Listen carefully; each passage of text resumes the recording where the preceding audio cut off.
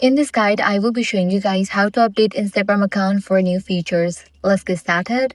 First, launch your Instagram app. Navigate to profile page. Click on three bars. Once you're in this page, settings and activity, you might find the option for update or new feature notifications. Sometimes features unlock automatically after updates.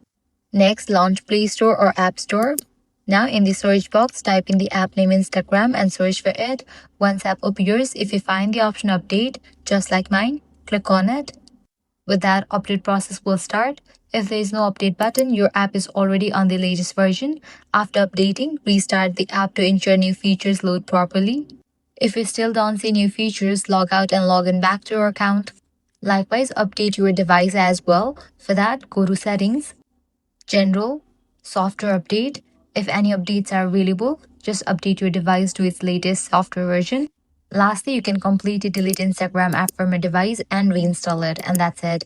With these, you're gonna get new features on your Instagram. At the end, if this guide was helpful, do not forget to like, share, and subscribe. Thanks for watching.